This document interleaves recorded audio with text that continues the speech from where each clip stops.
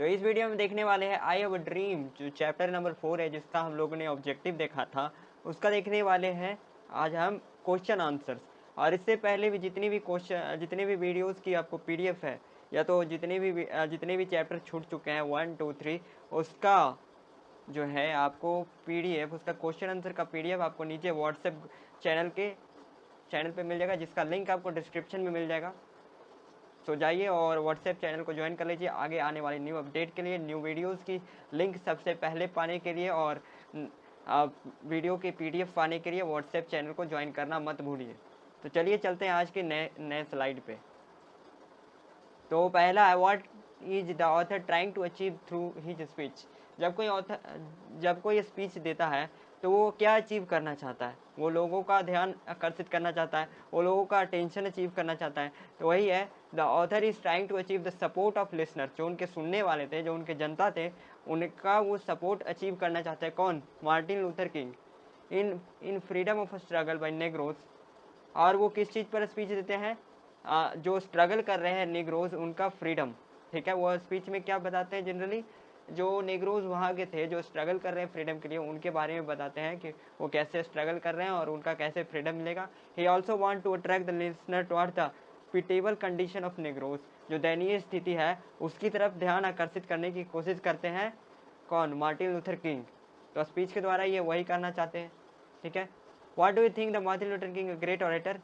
Great auditor मतलब होता है वक्ता। अगर आपने पिछली वीडियोस देखी होगी समरी की या जो भी ऑब्जेक्टिव की, तो आपको ग्रेट ऑडिटर का मतलब पता होगा, एक महान वक्ता थे।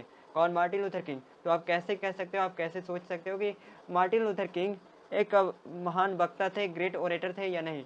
और जो ग्रेट ऑरेटर में क्वालिटीज होनी चाहिए वो मार्टिन लूथर किंग में थी कि नहीं?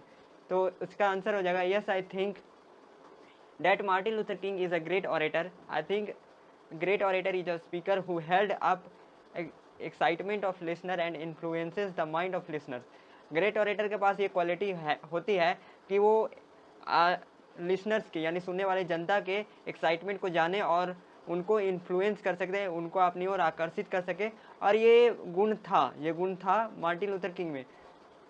ही must have the quality to collaborate the listener with the topic.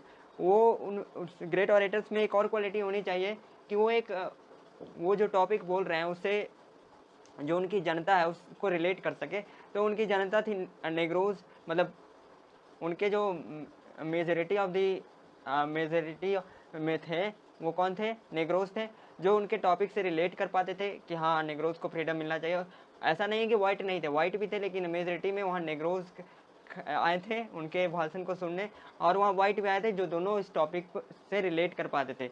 In this speech Martin Luther King agreed the people to join the freedom movement of negroes and fight for their rights and justice. Martin Luther King जो हैं वो successful हो जाते हैं speech में, यानी agreed हो जाते हैं, पूरी तरीके से सक्षम हो जाते हैं, पूरी तरीके से सफल हो जाते हैं। किस चीज़ में? वो फ्रीडम मूवमेंट जो अभियान है, आज़ादी का जो अभियान है नेग्रोज के लिए, और उनके जस्टिस को, यानी उनको न्याय दिलाने के लिए, उनको अधिकार दिलाने के लिए, वो उसमें वो सक्सेसफुल हो जाते हैं। लोगों का ध्यान अपनी तरफ आकर्षित कर पाते हैं, लोगों को अपनी तरफ अट्रैक्ट कर पाते हैं, लोगों को अपनी स्पीच से वो प्रभावित कर जाते हैं। ठीक है, तो नेक्स्ट स्लाइड में चलते हैं। What is their pledge? आपको पता होगा, आपने स्टोरी पढ़ी होगी, समरी भी पढ़ी होगी, तो आपको पता होगा कि वो एक प्लेज लेते हैं, सारे नेग्रोस मिल के एक प्लेज लेते हैं मार्टिन लूथर किंग के साथ। तो वो प्लेज क्या है? तो कल ऑब्जेक्टिव में भी मैंने बताया था, their pledge is to march ahead.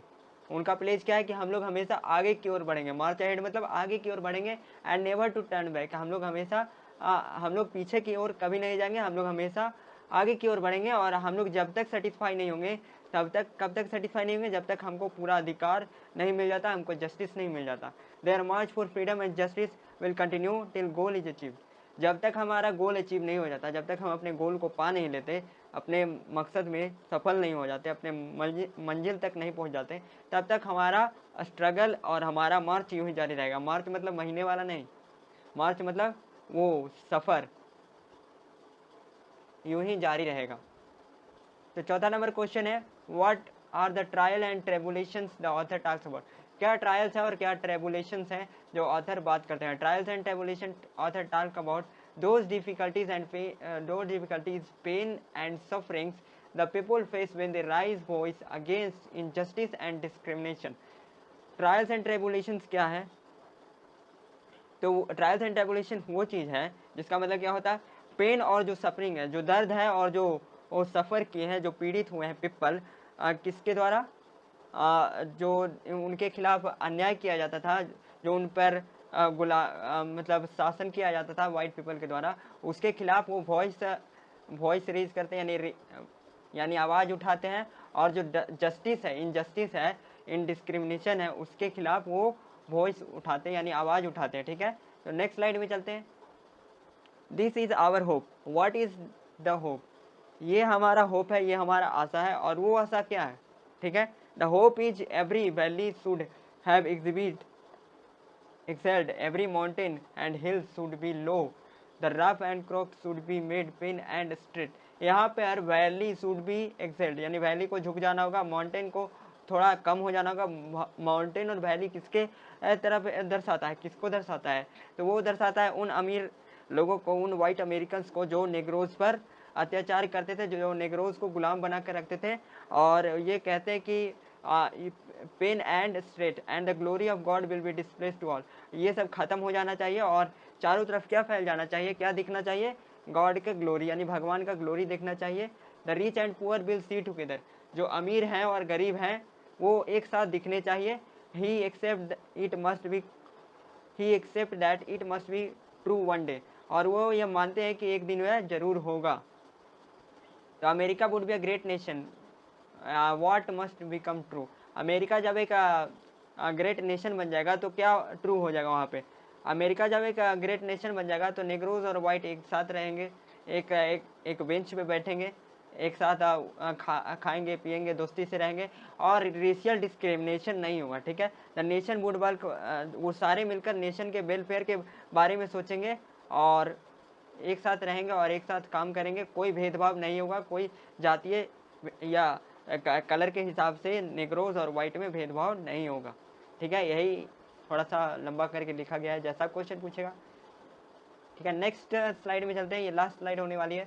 When and why and when they thank the Almighty. Almighty मतलब यहाँ पर क्या होता है? ऑलमाइटी यहाँ पर भगवान होता है, ईश्वर होता है। तो वो कब थैंकफुल रहेंगे अपने भगवान के, अपने गॉड के? तो they will thank almighty when the freedom rings all village, जब उनको फ्रीडम मिल जाएगा हर एक विलेज में, हर एक सिटी में और ये पूरे स्टेट में, जब ब्लैक एंड वाइट एक साथ रहेंगे बिना कोई भेदभाव के, रेशियल डिस्क्रिमिनेशन नहीं होगा, दोनों नेशन को डेवलप करने के लिए एक साथ हाथ जोड़कर चलेंगे। तो ये था आज का वीडियो।